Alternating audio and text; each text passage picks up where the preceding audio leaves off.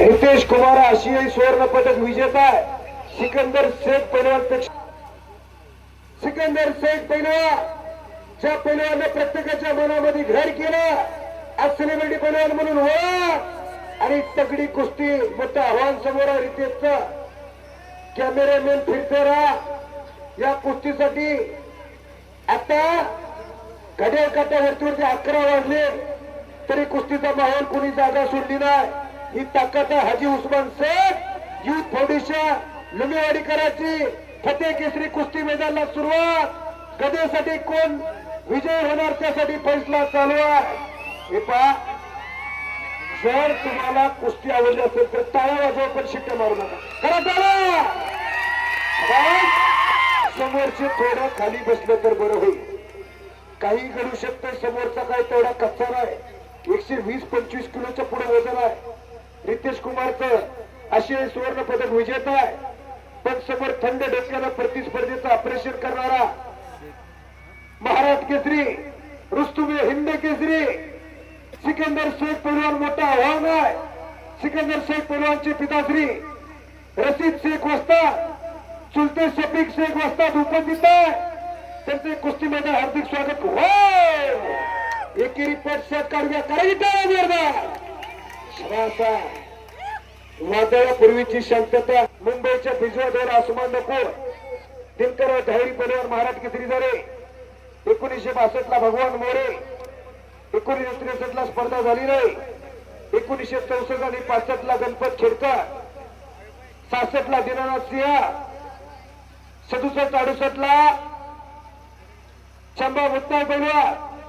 69 ला हरिचंद्र बिरादर मामा. 70-71 ला दादा मामा चौगुले.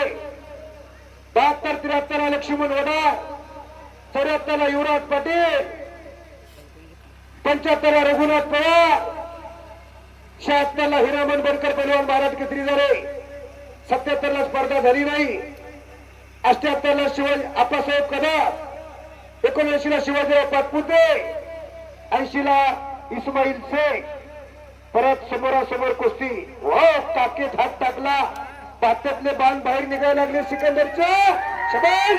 वाहिगुरु वाहिगुरु. प्रतिस्पर्धक रितेश कुमार काय तेवढा कष्ट. कुस्ती क्षेत्रामध्ये लुमेवाडीला कुस्ती खंडरी म्हणून ओळखलं जातं. फार मोठा इतिहास लुमेवाडीला सर करा. आता तुम्ही बोला. आणि सिकंदर आक्रमक होता.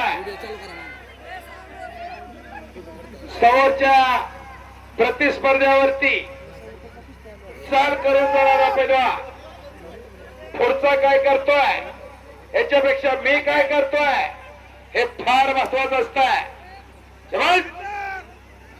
तिलानं धडसानं कुस्तीला प्रारंभ झालेला आहे. पोलादी मनगटाला भिडलेल्या आणि डोक्यातल्या विचारानं कुस्तीला प्रारंभ झालेला आहे. हे मैदान गच्च गच्च भरलेला. 5000च्या वरती मैदानावरती 11 प्रेक्षकांचा गेलेला आहे. हे कौतुक आणि हे कसब आणि कब्जा घेतला सिकंदरनं. काहीतरी घडणारा.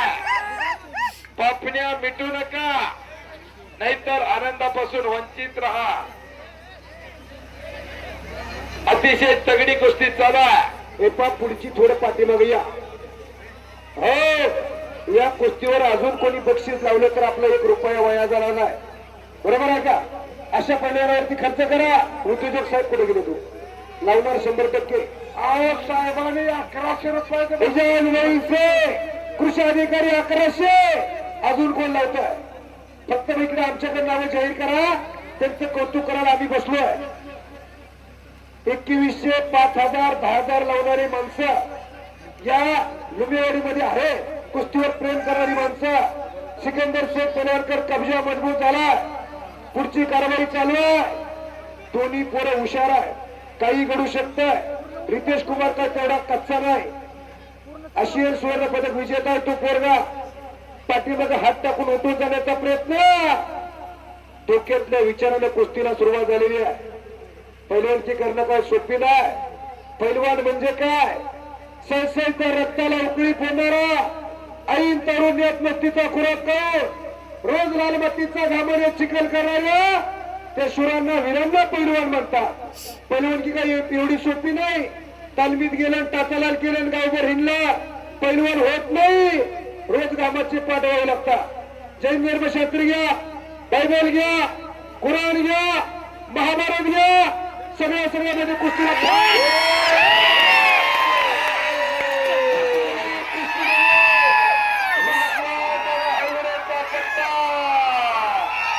सिकंदर शेखचं नाव आहे आणि मोहन त्याचं नाव आहे.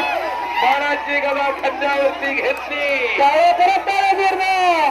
आणि सिकंदर शेख फतेह केसरी किताबाचा मानकरी ठरला. कुस्तीदार विनोद लावला आणि उस्मानबाई शेख फाउंडेशन जुनेवाडी तालुका इंदापूर जिल्हा पुणे.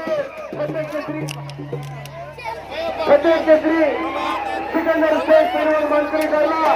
पत्रकार बंधू